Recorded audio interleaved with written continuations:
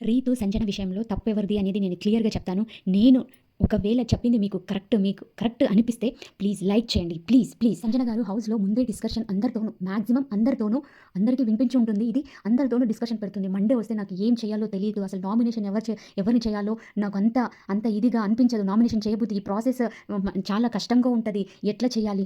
తనుజ ఈసారైతే నిన్ను compulsory nominate చేశానంటే హ్యాపీగా చేసుకో అని చెప్పేసి తనుజతోని అంటది. రీతు డిమాండ్ పవన్‌తోనే ఏమని చెప్తది నార్మల్‌గా, నేనేమైనా రీతుని నామినేట్ చెయ్యను. ఒకవేళ చేస్తే కష్టంగా ఉంటది. నాకు కూడా కష్టంగా ఉంటది. నువ్వైతే మధ్యలో రాకు అని చెప్తది. నీ పాయింట్స్ ఉంటే నీ పాయింట్స్ పెట్టుకో అని డిమాండ్ పవన్ కూడా అంటాడు. ఆ తర్వాత తనుజ దగ్గర కూడా డిస్కషన్ చేసేది. అసలు వీళ్ళిద్దరు బాండింగ్ ఏంటి? వీళ్ళు లవర్సా లేదా ఫ్రెండ్సా? ఎప్పుడు కొట్టుకుంటూనే ఉంటారు. అసలు ఏంటి అని డిస్కషన్ చేసేది. ఇలాంటి వాళ్ళు కూడా ఈ హౌస్‌లో ఎలా సర్వే అవుతున్నారు? ఇంత నెగెటివ్ మనకే అంటే ఆమె చెప్పే ఇంటెన్షన్ ఏముంటదంటే మనకే చూసే వాళ్ళకే ఇంత ఇరిటేటింగ్‌గా నెగెటివ్‌గా ఉంటది. మళ్ళీ జనాల్లోకి ఎట్లా వెళ్తుంది? జనాలు ఎలా ఇచ్చేస్తున్నారు నామినేషన్‌లోకెళ్ళి మళ్ళీ ఎట్లా మళ్ళీ రిటర్న్ అవుతుంది అని చెప్పేసి ఆమె లోపల ఆలోచిస్తూ ఉంటది. ఎవరినో ఒకరిని మండే ప్రాసెస్ ఎవరినో ఒకరిని నామినేట్ చేయాలి కదా! ఈ ప్రాసెస్‌లో కూడా ఆమె స్కిప్ చేస్తది. ఏమని ఆమె చెయ్యదు. సంజన చెయ్యదు రీతుని. స్కిప్ చేసేది. గర్ల్స్‌లో కాంపిటీటర్‌గా నువ్వు కనిపిస్తున్నావు నాకు తనుజ అని చెప్పేసి సేఫ్‌గా తనుజని చేస్తది. తన మీద పాయింట్స్ ఉన్నా నామినేట్ చెయ్యదు. తనుజని చేస్తది.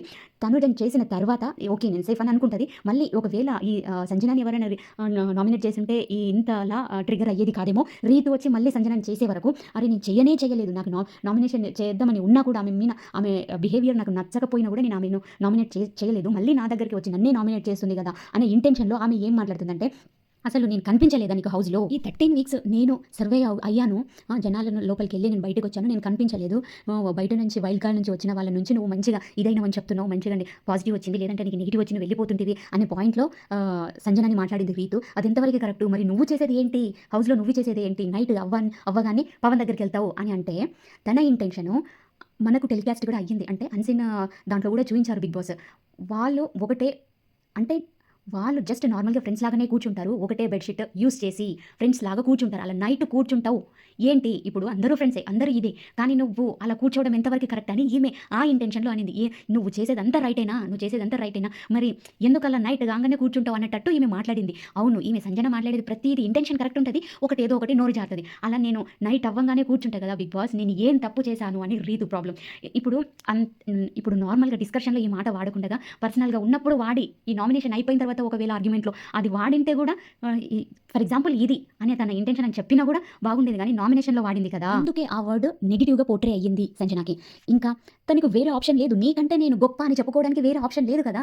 అసలు ఆమె దగ్గర వద్దే అని నామినేట్ చేయలేదు. అలా నా దగ్గరకు వస్తున్నారు ముందే కొంచెం ఇది ఆమె అన్ని నోరు జారుతూ ఉంటది కదా! మరి నీకంటే నేను ఎక్కువ అని జనాలకి ఎలా ప్రూవ్ చేయాలి?